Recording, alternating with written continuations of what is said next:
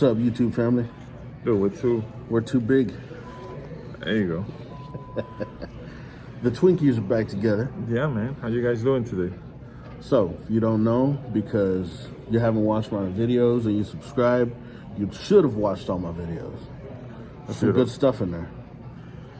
Shoulda, coulda, woulda. That's George, the man that taught me everything I know. Oh boy, don't say that. You're gonna put me in a bad spot. Taught him something. He taught me how to do things the right way, and I did things my the GoneZo way. But yeah, he was my first student, and the only one of your students that has his own truck now. Yeah, and I don't know. We'll see what kind of questions he has for me. Well, I guess my first question is, if truck A leaves Houston at 62 miles an hour and truck B leaves Dallas at 70 miles an hour, obviously not a prime truck, which one gets to California first?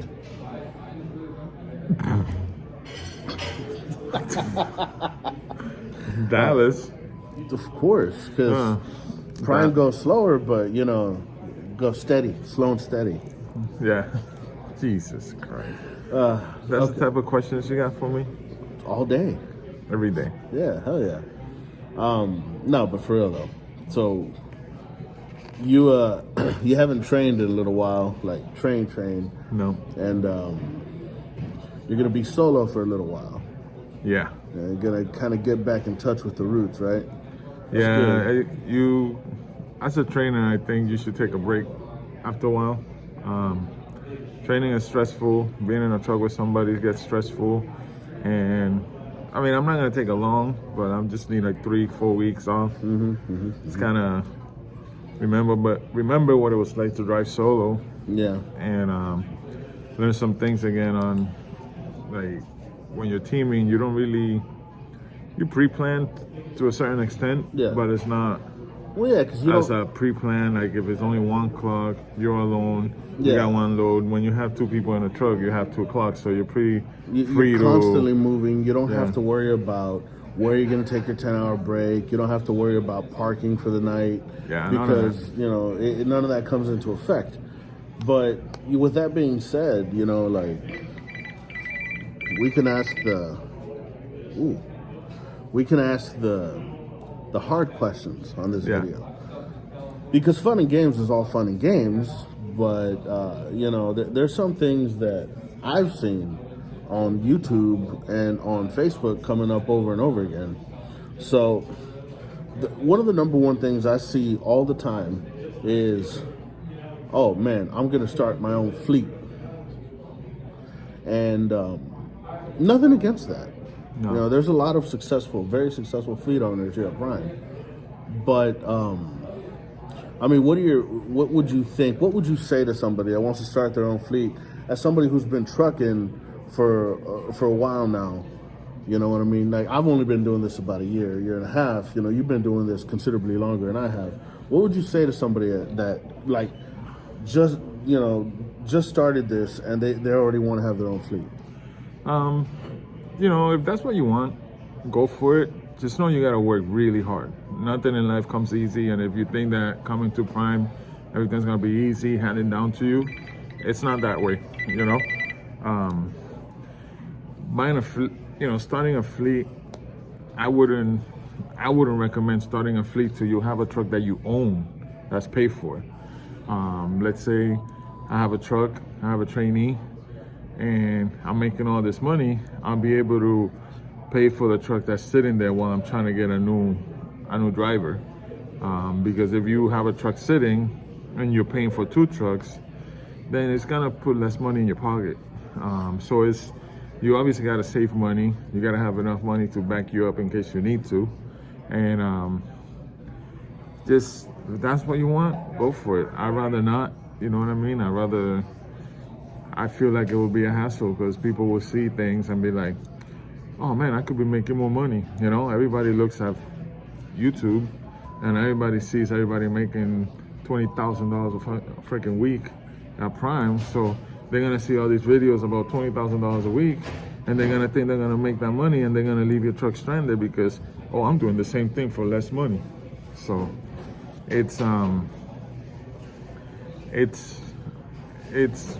mean, it could be successful. It's a good goal to have, but you kind of have to learn how to do your own thing too. You know what I mean? Like, because if you can't run your own single truck business successfully, you can't run a fleet successfully. So it is easy, but you need to gain some of that exposure. And what you said is very true about getting owning a truck before you start it, because for example, the man, the myth, the freaking regional manager of Prime Inc., Junior Honduras. Yeah. What's up, Junior? What's up, Junior? Aquí estamos hablando de ti, mano. So, but he owns his truck, right? Yeah. And he recently had to have some work done to one of his trucks that one of his drivers, he got off the truck. So, Junior's truck was here. He was at home, but he drove his truck back here, and now that truck is sitting here, right? But since he owns his truck, theoretically, he could take his driver's truck, drive it himself so that truck is not sitting, and his truck, which he owns, is sitting here, and he doesn't have to pay a dime for it because he doesn't have fuel expenses, he doesn't have any other expenses. That's his truck. Yeah. I feel like you could start a fleet, like, let's say, I don't know if you know LaShawn Parks. He started with Prime. He started a fleet, but he left Prime, and he's got fleets for UPS and other companies, and he's doing great. But it takes a lot of money, it takes a lot of work, a lot of dedication, and it's just not something that's going to be easy to do. And if you're new and you're thinking about a fleet, I get it. You're thinking about it, but in reality, I don't feel like people know what they really want in trucking after they've been trucking for at least a year. Yeah. Because one thing is to want something, another thing is to be a trucker. And you might not like this lifestyle. It's not for everybody.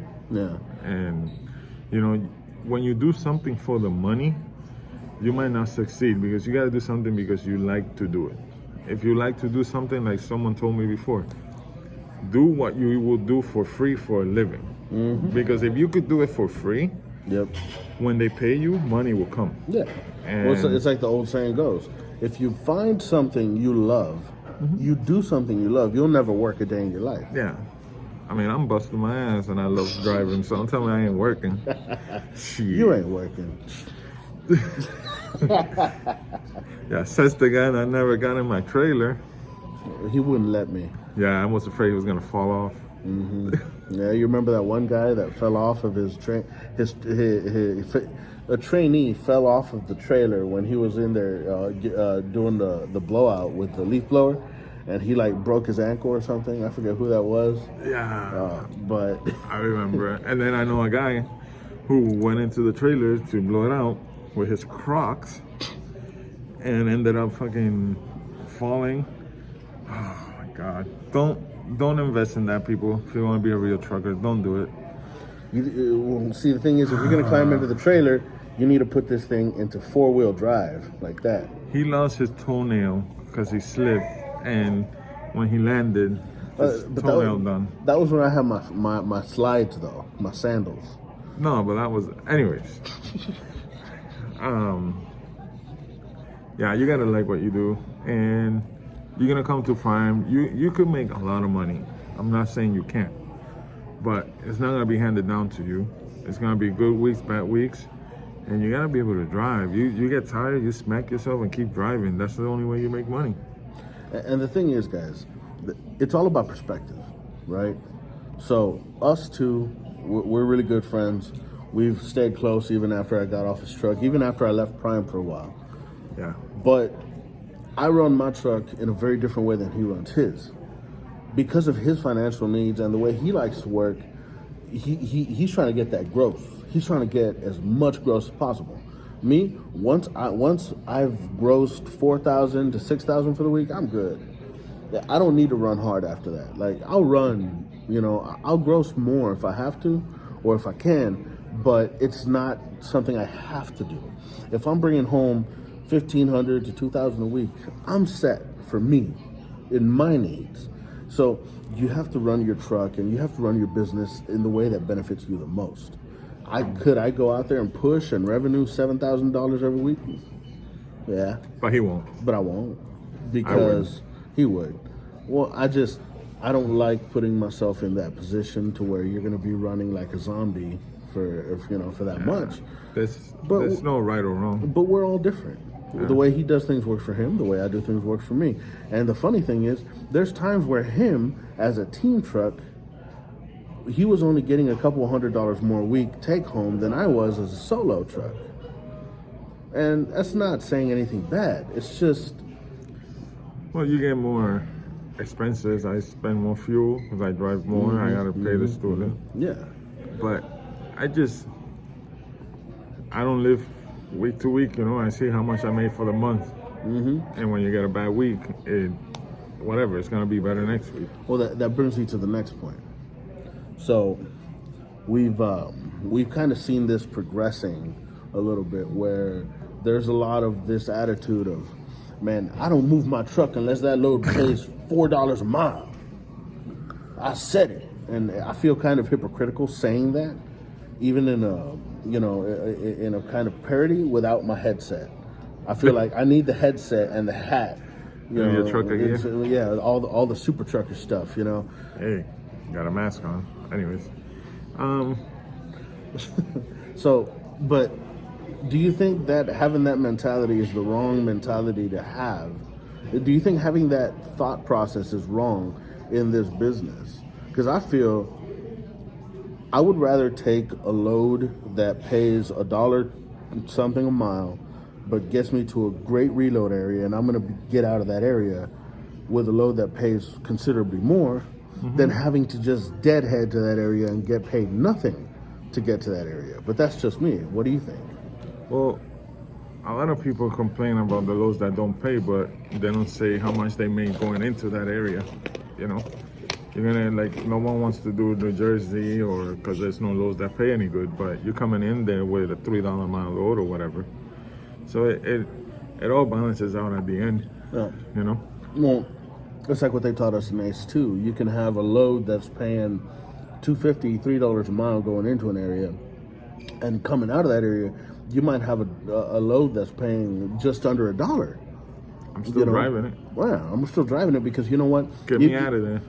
even if you're not making that much per mile, once you break everything down, it's still covering your number one expense, which is fuel. Yeah. Yeah. I mean, fuel.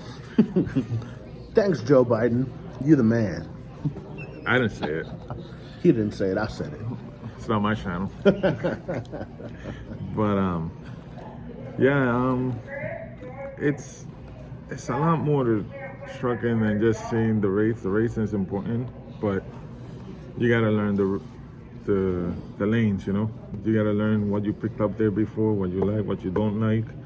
You gotta write them down, and just know when you go into an area, you'll have an idea what to expect coming out of it.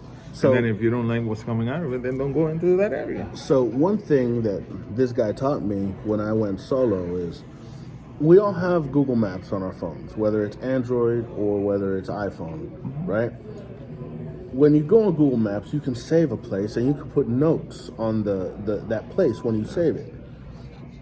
In those notes, what he taught me to do, and I still do, is you could put, well, on this date, I grabbed this load, which was going to this place, and it paid this much, right? And when you do that, you're not only memorizing it because you're actually working it, but you have an actual record of these things. So I know for a fact, if I'm home in Houston, I know once I leave home, I could tell my fleet manager, hey, what's up with that one load at that one place near the border that goes way up north and pays almost $5,000? Can I have that one? Because I could stay home. Michigan. Michigan. But I know that I can leave home after being home almost a week and still make a dang good paycheck. And that will take me 3.5 days. Yeah, the thing too about saving your locations is when you're waiting for your next load, you can kind of go back into the map and see where the good loads were and ask them, hey, could you head me that way? You know, you don't have to ask for a specific place, but you could be like, hey, anything going towards, Illinois, anything going towards Mechanicsburg, Indianapolis, Columbus, those are good reloads. So you just try to get in that area. So speaking of reloads, what, if any, are the reasons you turn down loads, George? Wow. Yeah. Okay. Personally, I don't turn down any load based on pay, based on rates. Yeah, I'll sit there and I'll do the math. Well, this load is paying $1.17 a mile, whatever. I will not turn down a load because of how much or how little it pays.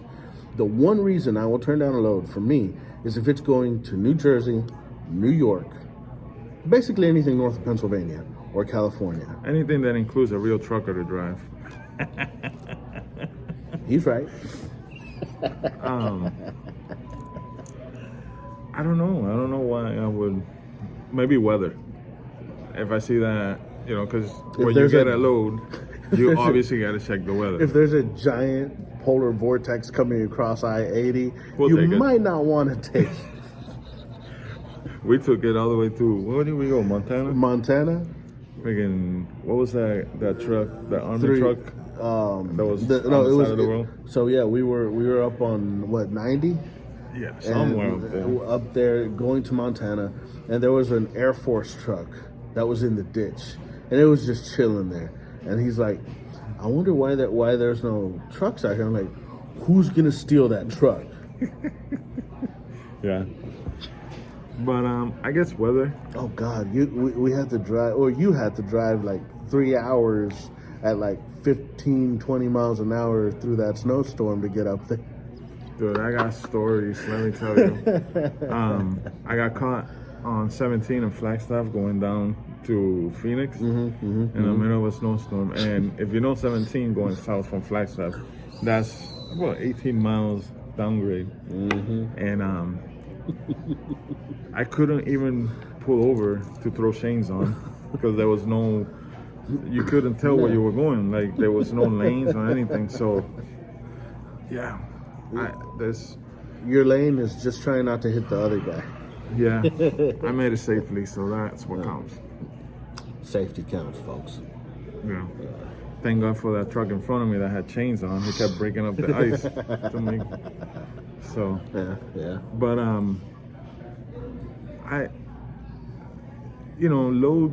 loads are loads. Like I keep moving. Yes, I got a trainee with me, so it's easy for me to take a low-paying load to get somewhere that pays good and still make a good week. But if you don't like a load, you just tell your fleet manager, hey man, I'm gonna do this load, but you have anything better coming out of where you're sending me? And just communication with your fleet manager. You can't be like, oh, I'm not taking it because this one sucks. No, you say, all right, this is not good. I don't like it. I'm gonna do it. Please give me something good coming out of there. And they'll work with you because they're just trying to get loads out. They don't want you to say no because now they got to find another driver to do it. And you got to remember, guys, your fleet manager, our fleet managers here at Prime are paid commission-wise, okay? So they want you to make money. So if they're giving you a load that pays $1 something a mile and just over $1 a mile, they're not doing it to screw you over. They're doing it because that's what they can give you right now at this moment to get you to a better area. So the options are take this and get paid a little bit of money, or deadhead and get paid nothing. Those are your two options. And you sitting, it's costing you about $200, $250 per day sitting because you're expensive. Obviously, that's if you're lease operator. If you're a company, you gotta go. It's no yes, no, maybe. There's no sitting if you're company. But like if you're leasing, you just choose, I don't like that paying load. You sit for a day, then you get a load that pays you an extra $100 the next day. you still lost because you spent $250 just sitting there because you got your truck payment, fuel, all your fixed expenses. So just drive the damn truck. Remember, the general rule of thumb is the wheels ain't turning, I ain't earning. so, it might pay crap, but it beats sitting there earning nothing. Because even though you're sitting there not earning money as income, you still have for expenses. So, just some food for thought. And be ready to, I don't know, if you're here, make the best out of it. If you're coming to Springfield, enjoy it. Really? Get some Papa's Pizza. Yeah, some Papos. Papos, right? Papos, yeah. Papos Pizza. Papos is a barbecue joint. Actually, Papos has a lot of different stuff. I don't know. We're fat. We talk about food. So it's funny because when he was training with me, we were gonna do like restaurant reviews as a trucker, like where we eat, where we review it and stuff like that. Well, he gets in my truck, COVID happens, everything shut down. So I was like, we did have one, the Lion King truck stop in LaPorte, Texas. Why would you even mention it, bro? That's not even worth mentioning. Just to see your reaction. Fuck that place. Don't go there. You might get food poisoning. You might. It's a good possibility you'll get food poisoning if you go there. That was horrible. But it was the only thing open, and it was old food that's been sitting there all day. Probably all week. Yeah. I don't even think they had like those like Chester's chicken tenders. And they were like skinny and small. They were like, it was like the people at Chester's were like, oh, hey, we're out of chicken. It's cool. We'll just run to the dollar store and pick up the cheapest bag of crappy chicken tenders we can find. Yeah, but Gilbert was with me for 50,000 miles. How was that? 52,000 miles. How was that? Long? Yeah, but you know what? It was good. There's a lot of shout out to Brent, trucker dude Brent. Yeah, he's gonna do good here if he stays focused and not listen to us YouTubers. Yeah, exactly. Does his own thing. But he just released a video recently about training horror stories, and I was telling him, I'm like, I don't have one, because I mean this was my trainer and we still get along freaking awesome. So I mean, we kept the truck clean, we got along, we never once argued, not once. Man, DoorDash was our friend though. Yeah, DoorDash was our Uber friend. Eats? No, DoorDash. I don't do Uber Eats anymore. Well, we did Uber Eats once because we got a free delivery because I was new to it. Yeah, but that was you though. What was it? Chicken wings. Yeah, Wingstop. Man, we should go to Wingstop, bro. Dude, we should. No, but you remember that one time in Utah where I was coming up to the end of my shift and I was tired as hell, people. Like, I was... Yeah, we drove. But we came up to a red light and there's a freaking mountain in front of us. And we just randomly busted into freaking song. The Twinkies went over the mountain. That's the kind of stuff we dealt with, okay? So... No horror stories here. I put Gilbert through trucking boot camp. I mean, it was, you have 9 hours. 9 hours to drive, 10 hours on the clock. As soon as your 10 hours are done, I switch over because I'll be sleeping for 10 hours. He says that now, but that's not really what it was. What it really was this is where you're sitting in the seat, right? You just got in the seat. You haven't even turned the truck on. He would say, Gilbert, you have 500 miles you got to cover. I don't care about the time. 500 miles. That's it. But go. Minimum 500 miles. But there was that 1 week where we did what, like close to 7,000 miles. Shit, we did it. We did big. We did. We had some good loads, that long loads. Yeah. Like across country twice. Yeah. Like Indianapolis to San Diego, went up to Colton, came to Pennsylvania, then had it back. That was a good week. He made me a lot of fucking money. And I'm not paying him back. He really isn't. Nope. Money's gone. Like, I pay you an experience. Yeah, there you go. But yeah, be ready to work. This is work, guys. Trucking is work. So it's not sightseeing. Like when you're in a trainer's truck, when you're done driving, you could be up for an hour and a half just to see how he drives, how he does things. But go to sleep. You're not here to see anything. Like tell Gilbert, I was dying to see Vegas at night. Well, he was in my truck. Every time we drove through Vegas, 3 or 4 times, I drove through Vegas at night and he was asleep. Yeah, because I want to see it at night, but my sleep is more important than seeing Vegas at night. So, you gotta know that you're not here to see anything. You see what you see when you're driving. When you're not driving, go to sleep. Sleep's important. So that's one of the big things that I get told from people who aren't truck drivers back home, like, oh my God, you're a truck driver. You get paid to see the country. I get paid to see truck stops, lot lizards, and freaking shipper receivers, okay? The only asses I look at are the ass ends of trailers. Yeah, right. I'm just kidding. Any lot lizard lot lizard stories? Yeah. Yeah, so we actually saw a lot lizard. We're Cartersville, Georgia, remember? Oh, we saw like 3. Yeah, but sitting there. But there was one in particular where she actually climbed into a guy's truck, and like a taxi brought her. Yeah. She got into the guy's truck, and the truck was rocking. Man, it was rocking. It was rocking. And then she got out, got back in the same car that waited for her, and left. And then the guy comes out of the truck with his backpack in to go take a shower. Yeah, we I've actually had 2 lot lizards knock on my door, and Amarillo, Texas, the Flying J. Yeah. But nah, man. I don't go to Amarillo. No lot lizards in my truck. Nope. First thing I tell them, I'm like, oh nope, sorry, and that's all you have to say. They keep going.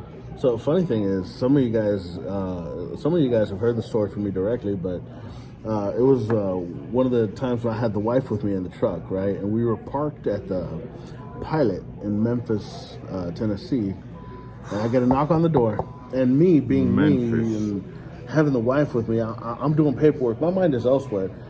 My lazy ass doesn't turn the key to the left and open the window. I open the door. And this woman starts trying to climb in my truck, talking about, hey, I wanted to see if you had a couple of bucks for gas. I'm like, no, thank you, not interested. Close the door, she walks off. About 5 minutes later, another girl comes around, knocks on the door, and again, dumbass, opens the door, and she starts climbing in my truck, talking about, I just want to talk. I'm like, no, thank you, but I just want to talk. And I finally said, I dropped the A-bomb on her. I dropped the nuclear weapon on her. I'm like, my wife is in the truck with me, and it's like I exposed a vampire to a crucifix. She just and walked away. It was, and my wife was like, but she's like 4'5", so it was cute. 2 advice for you guys. 1, never open your door. Put Never the window open down. the door. The second advice, never stop in Memphis. That's simple. I mean, if you live your life in just go to West Memphis, okay? If you need an adrenaline rush, sure. Can't sleep, can't do nothing. Yeah, you might hear some gunshots, you might hear some fights. Why not? Mm-hmm. It's Memphis. Yeah. Look, if you have to stop in Memphis, it's not going to take that much longer to get to West Memphis where it's safe. Okay? I'm just saying.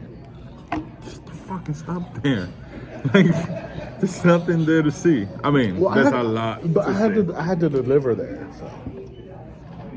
All right. So here's what I do, guys. Here's what if I have to deliver in a city, I stop 40 miles before the city or after the city. I never stop in truck stops in cities. Okay, I get that, but I delivered there in Memphis, and when I delivered, they sent me a pre-plan that was only picking up like 2 miles away from where I delivered.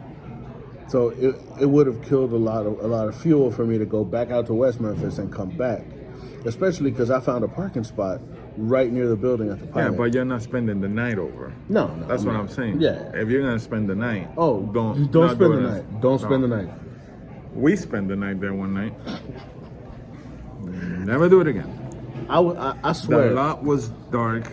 We were in the back. We were in the middle of nowhere. We were like 96% sure we were gonna get stabbed. Yeah. It was a slow night. There was no lights in the back. Like the whole damn truck lot smelled like piss. You know. It's not that we're afraid of the place. It's that we know what could happen. You know, like we lived in the ghetto. Yeah, and north side of Houston. Yeah, I don't need to say where, but I mean, we know. We don't need. He don't need to say where, right? But and that's not even ghetto. You say that, but you don't mean it. Yeah, no. But yeah, always satellite view, review when you're gonna stop. Drivers would say tight backing sucks. But hey, if you're into lot lizards and the gangster life, if you're into lot lizards and getting stabbed, definitely go to the Pilot in Memphis. It's a nice place if you're into that kind of thing. If you're into step into a Slim Jim, you need some excitement. You know, but if you ever thought, I wonder what it's like to have gonorrhea, definitely. So definitely. As you were my student, right? Yeah. And now you've been trucking, and 6 months. What is something that you wish I could have done differently? What is something that you wish I could have trained you on better? Again, he was my first student, so I was trying to figure out, you know, there's different things I would do now. So, but from his point of view, I want to know what's something besides better trip planning. So, no, the trip planning was good. So here's the biggest thing you'll run into coming out of TNT, and this is not just him and me; it's everybody. Okay. When I left your truck, I left Prime, and I was out of the truck for 5 months. I did a little local work in a dump truck, but I wasn't OTR for about 5 months. Now, when I came back, I hopped back into TNT. Flatbed with Mr. Victor. Shout out to Victor. Mexican Hulk. And then with Original back in Reefer. But grumpy old man, but we love him. My man. He's a grumpy old dude, but he's got a heart of gold. Yeah. And he has a laugh that can't be replaced. And the first thing he's gonna tell you, what? You want to be a trucker? Yep.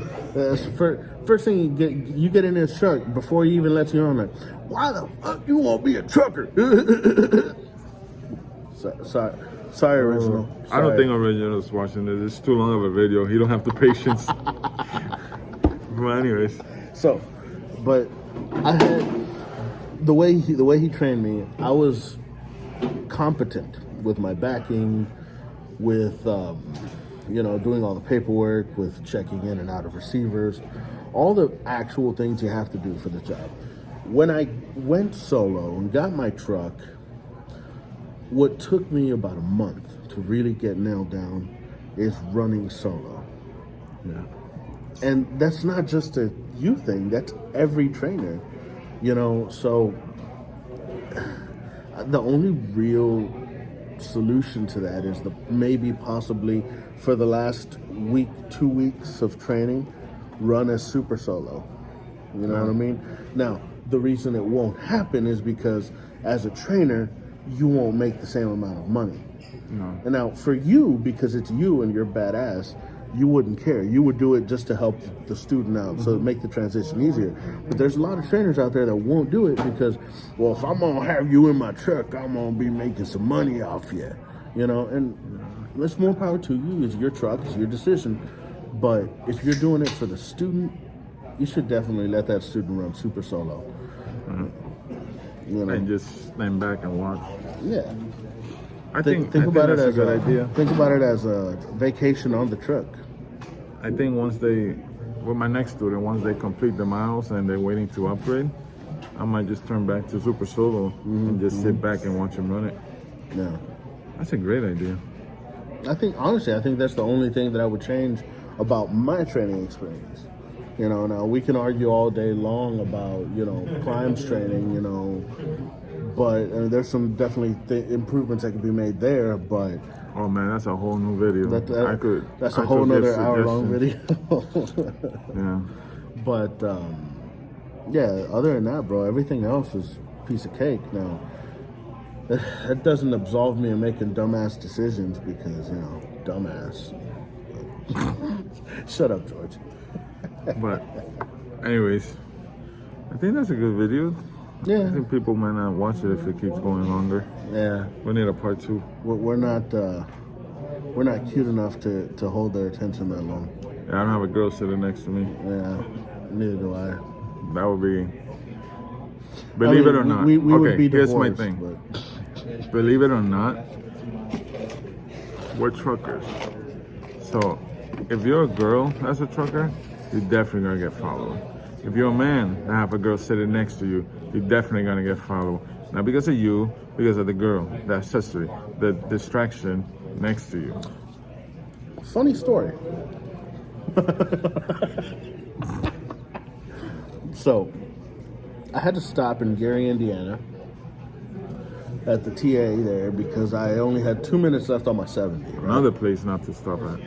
It wasn't that bad. But anyway, I had to stop there and I was chilling in my truck and I put my curtains up. I have the little clip-on privacy curtains and I went in the back and slept for a couple hours and I got out because I had to go use the facilities and I'm walking up and there's about another 3 truckers walking along, not alongside me, but within my general vicinity. And this totally, this girl was 5'6", well built, wearing some cut up Daisy Dukes and a tank top. Okay. And what's the story? But she looked like a lizard. Jesus, Okay, you spent 2 minutes just saying you were at a TA. She looked like a lizard. Okay, but I don't care. I just woke up. I'm trying to go pee. Whatever, But there's these guys following up behind her and, what's up, little mama? What's up? I'm like, bro, I know you ain't that thirsty. Come on, man. They are. They are. They really are. And anyway, and on behalf of guy truckers, I want to apologize to all the female truckers out there because there's some thirsty ass dudes out there, and we're sorry for that. I ain't apologizing crap. If you're wearing booty shorts and a tank top, we're gonna look. Man, That's just the way it is. They could be wearing a whole Amish outfit, and these horny people or guys are still gonna be out there like, "What's up?" Man, it's the way they carry themselves. I seen it. I don't care. Don't wear them shorts. Don't wear them tank tops. Remember that? Maybe put a bra on. You remember that? Comb your hair. I don't fucking. You remember that Sunoco over at in Lancaster, Pennsylvania, where we saw the Amish people? That dude in that hood Pete was like checking out the Amish girl that was getting off of the freaking horse and buggy. Yo, them Amish girls hustle, man. That was an Amish girl pulling a, what do you call it, a mule or something? Yeah. While she was farming. Oh yeah. I wouldn't do that. She was plowing. Yeah. Dirt. Oh, look at your friend. Who? But anyways. Oh yeah. Oh, my bad. Yeah. So. But yeah, okay, we went off on a tangent, but yeah, we sorry. You deserve to be cool, and you deserve to let the tatas breathe, and you don't want to get that underboob sweat going. We understand. I'm looking. We're sorry. I'm not asking from the menu, but I'm looking at the menu. Yeah, you just window shopping, So just like the Disney song. How much is that puppy in the window? We're not gonna buy the damn puppy, but we might look at it. It's a cute puppy. Okay, that's a good place to stop. Yeah. Shout out your channel, before I bro. get in trouble. Shout out your channel, bro. What is my channel name? Trucker Crespo. That's what it is. He was thinking about puppies now. All right, guys, we're gonna cut it off. It's almost 40 minutes. Hope you had fun. Work hard, be safe, and be safe. And remember the biggest thing you can learn at Prime. The only safe speed is a slow speed.